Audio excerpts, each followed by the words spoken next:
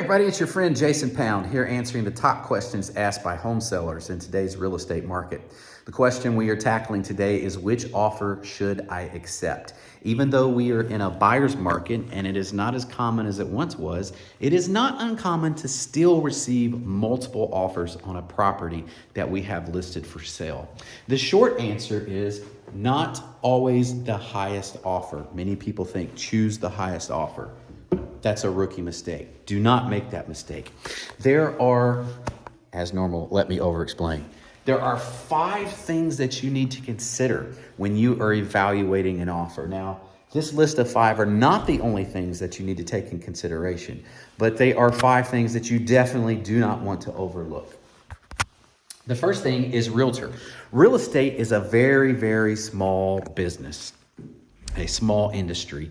And when we receive an offer on one of our properties, most of the time we either personally know the realtor that is making the offer, or we know the reputation of that realtor. And just like in your industry, not everybody is perfect.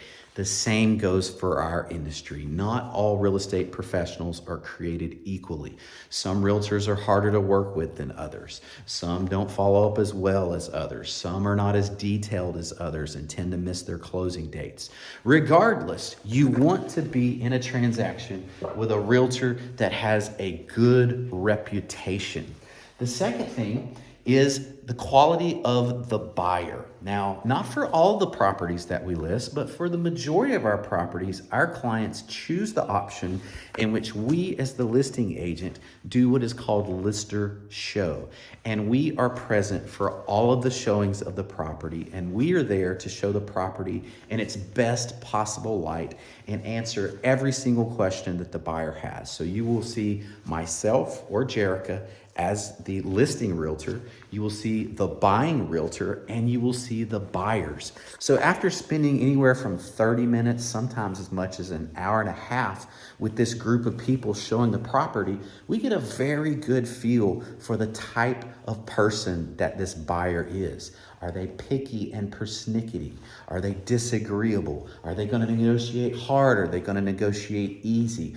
All of these personality-driven features which go into whether this offer is going to be an easy or a tough transaction. It's not saying that this line item alone will kill a deal. None of these line items by themselves will kill a deal, but they all go into the calculus of whether this is a good offer or not. The third thing that you need to consider is the lender that is providing the pre-approval letter for that buyer. Just like in real estate and in your industry, not all lenders are created equally. And there are some lenders that when we see their pre-approval letter, you can ball it up and throw it in the trash can. It's a 50-50 shot whether or not that deal is actually going to close. Then there are other lenders that we absolutely love. Let's see, Mike Hobson with Union Home Mortgage, Paul Edwards with Loan Depot, Rob Cole with Major Mortgage, Chris Dokes with Gateway Mortgage. Those are some very, very popular lenders here in the Norman area who, when you see a pre-approval letter from those guys, that deal is going to close. Those guys have what is called field underwriting skills, and they don't require on the underwriter to do all of their job for them. There is nothing worse than getting a call the day before closing. We're not going to be able to close tomorrow. My immediate question is, are we going to be able to close ever? There are some lenders that once they miss that closing date, that deal is never going to close. And it takes about 30 days to close a deal. So you've lost 30 days of your life. You now have to go back on the market, and all the other buyers that you ticked off when you didn't choose their offer have already bought other properties, and you have to start all over from scratch. So the lender is super, super important. Number 4, earnest money. It is tradition in Oklahoma that when you make an offer to purchase a property, you put down 1% of the purchase price as a good faith deposit that once you get past certain major milestones in the transaction, and you choose to back out, you're going to lose that earnest money. In Oklahoma, it's really, really easy to get out of a deal, but earnest money shows how serious you are about closing this transaction. If you're making an offer on a $500,000 property and you're not offering $5,000 in earnest money, you're not considered a serious buyer. You're considered someone who might back out at the drop of a hat.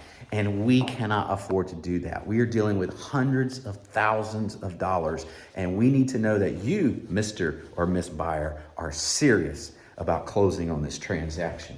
The fifth thing that you consider is the closing date. It is not uncommon in today's time that the seller of a property is also buying a property, and they're trying to coordinate the closing dates so that they close on both properties the same day.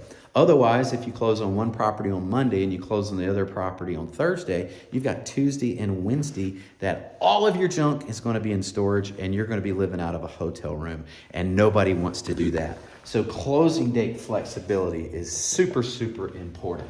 So you do not always choose the highest offer, because sometimes the highest offer is with a realtor that has a bad reputation, a buyer that's giving off bad vibes, a lender whose pre-approval letter is worthless. You may as well throw it in the trash. They're not putting up enough earnest money, and their closing date is not flexible for your terms. If there are too many red flags, you are risking going into a bad transaction. So don't always choose the highest offer. My name's Jason Pound with Jerica Pound Realty Group, Keller Williams Mullenix in Norman, Oklahoma. We service the entire Oklahoma City metro area with hyper-local expertise in South Oklahoma City, Moore, and Norman. If we can ever be of service, don't hesitate to reach out. In the meantime, peace out. Have a great life.